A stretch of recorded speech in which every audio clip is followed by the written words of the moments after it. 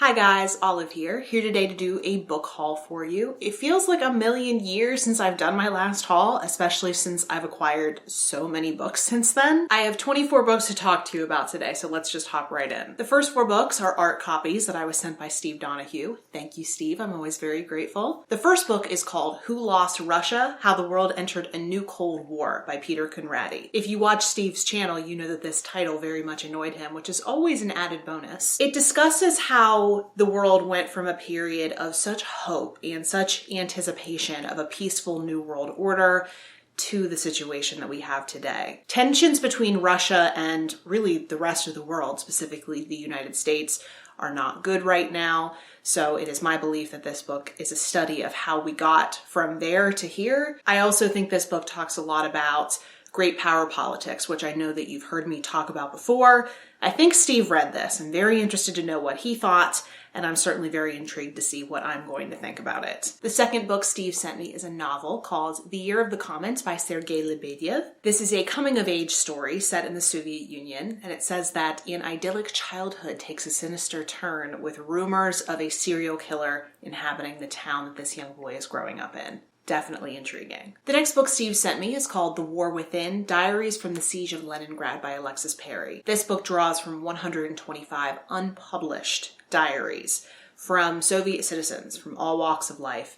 What they have in common is that they all had to endure one of the longest and deadliest sieges in modern history. It is really hard for me to read about the Siege of Leningrad because it was such a horrific event and because I have been to one of the mass cemeteries in St. Petersburg. But I think to understand and appreciate the Russian people and Russian heritage, it is something very important to read about. And while I love all the books that Steve sends me always, this next one is one of my all-time favorites he has ever sent me. It is called Lenin on the Train by Catherine Meredale. This is a book about how Lenin in 1917 traveled from exile in Zurich back to Russia to lead the oncoming revolution. I had seen that this book was upcoming. I know the name Catherine Meredale. She has written other books on Russian history as well. I really, really wanted this, and it's as though Steve read my mind because I was potentially going to reach out to him to get this for me. Given that we are very close to the 100th anniversary of the Russian Revolution, which I may have some plans for, by the way, stay tuned. There are going to be a lot of good books on Russian history published this year, and Steve, you can feel free to send them all my way. I got to do something very exciting at the end of last month. I got to go book shopping with Stephanie from That's What She Read. We live in the same city, and I do not think that she had been previously to my favorite used bookstore in the city.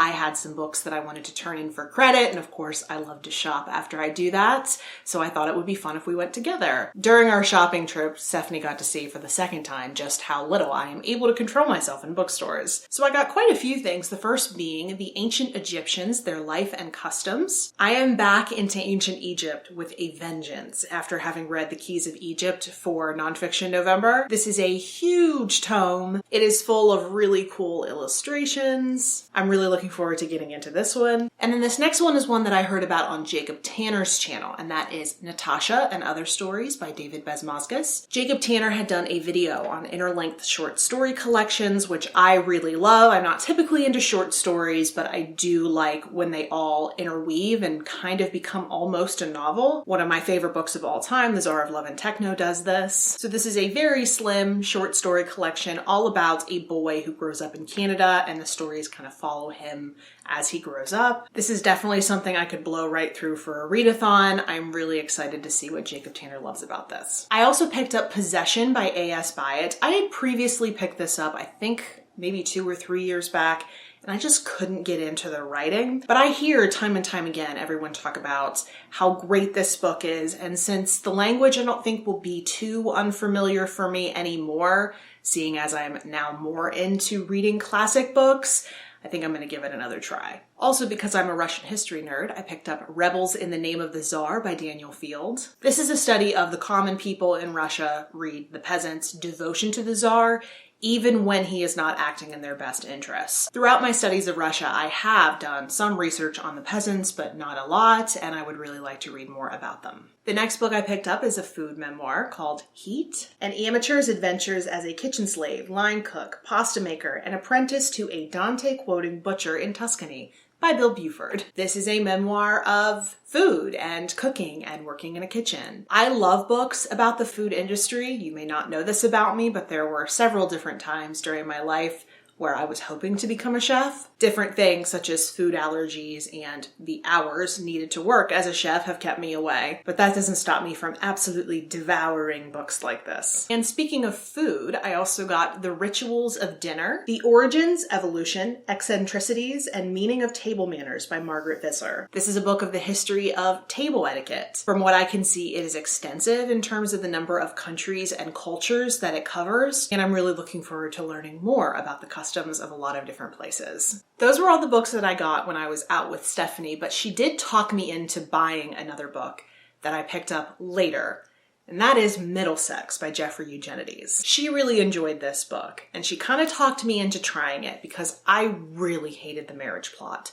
Like, really hated the marriage plot. But I keep hearing great things about this. I keep hearing how much people like it, and I also hear that the marriage plot is the weakest book by Jeffrey Eugenides. So I'm going to suck it up and hopefully try this at some point in the near future. If I hate this one, however, I am done with Eugenides for the rest of my life. The last book that I got that is related to another booktuber in some way is War and Peace by Lev Tolstoy. I was sent this book by Jenny from Adultish Books. She had done a whole video on keeping books as trophies. She had buddy read this book with Rinsey from Rinsey Reads, so I'm actually holding a piece of booktube history here. She found that she was keeping it not necessarily because she wanted to reread it, but it was almost serving as a badge of honor for having made it through this book. She decided that that was not something productive for her to do, so she decided to give it a loving home with me. The last of these books are from library book sales, half-price books, and there are a few that I ordered used off of Amazon. There are two that I had picked up that I had previously read either as library copies or an audiobook,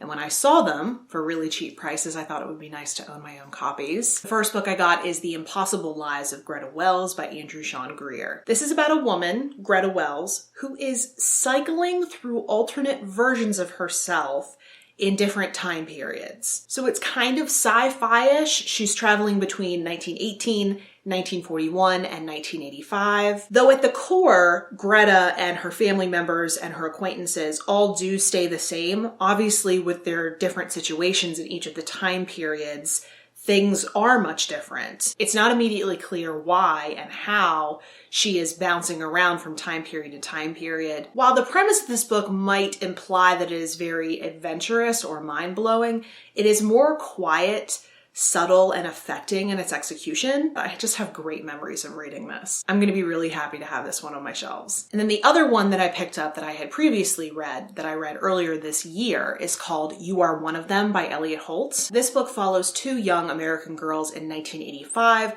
who both decide to write letters to the Soviet leader at the time, Yuri Andropov. While they both write letters, only one of them gets a response, and not only does she get a response, but she gets an invitation to go to the Soviet Union. I don't want to say too much about the plot, but that does serve as a catalyst for the rest of the novel. This is one of those books that has to do with Russia that gives me just a ton of nostalgic feelings about my time in Russia. I really enjoyed listening to it on audio, and I'm really happy I have a physical copy now. And then one book that I've kind of already read and kind of not is the collected works of Oscar Wilde's. This year, I so enjoyed reading The Picture of Dorian Gray for the very first time, and then I also reread The Importance of Being Earnest. This year, I have discovered a deep love for Oscar Wilde's writing and his wit, and I desperately want to read more of his works, which I will be able to do in this very large volume. One that I just couldn't resist picking up is Lost in Austenland by Emma Campbell Webster. This is a Jane Austen-inspired choose your own adventure novel. I loved choose your own adventure books when I was a kid.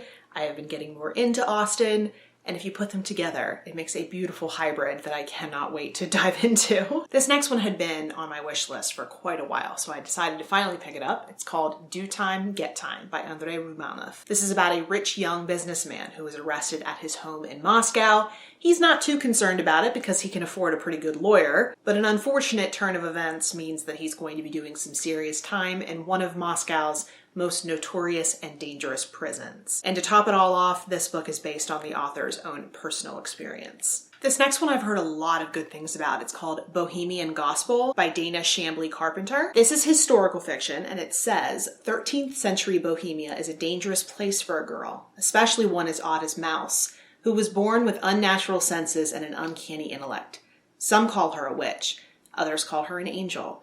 Even Mouse doesn't know who or what she is, but she means to find out. I have never read anything set in this time period, but it sounds like it has an awesome female main character. I'm really excited to read this. The next book I picked up is Weathering by Lucy Wood. Last year I read her short story collection, Diving Bells, which was pretty popular here on BookTube for a while. While, as you probably know, I am not the biggest fan of short story collections, a lot of the stories in that collection have really stuck with me. I think about them quite a lot. I like them enough to pick up her novel, which is this book. It seems like it's going to be very magical realism-y, as were her short stories, so this should be a great one to dive into. Next up is The Panopticon by Jenny Fagan. From what I read, this is a piece of gritty YA fiction. This is about a girl who was raised in foster care and how she is sent to the Panopticon, or a home for chronic young offenders. There she bonds with her fellow residents, and with them she struggles against the adults who are keeping them locked up.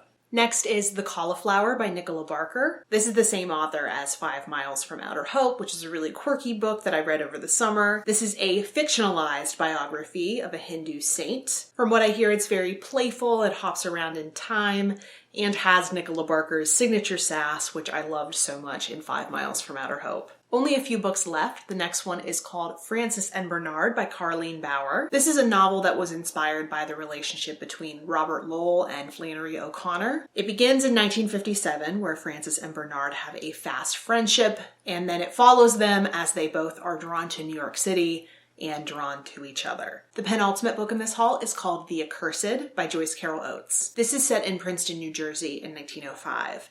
Where all the inhabitants of that city are falling under the influence of a supernatural power. I really need to read more Joyce Carol Oates, and I think this one is actually part of a series. And to leave off on a very fun note, here's a piece of fake nonfiction called The Dragon Keeper's Handbook, including the myth and mystery, care and feeding, life and lore of these fiercely splendid creatures by Sean Mackenzie. Again, this is fake nonfiction about the science of dragons, how to raise them, their behavior, the mythology behind them. It seems really fun, and when I'm in the right mood, I know I'm going to enjoy the hell out of this. So those are all the books I picked up lately. Let me know if you've read any of them, if any of them are good enough to make a priority in 2017. I'd love to hear your thoughts down in the comment section below, or you can reach me a variety of different places on social media. The links to all my profiles are in the description box below. Thanks so much for watching. I hope you're having a great day, and I'll see you next time. Bye.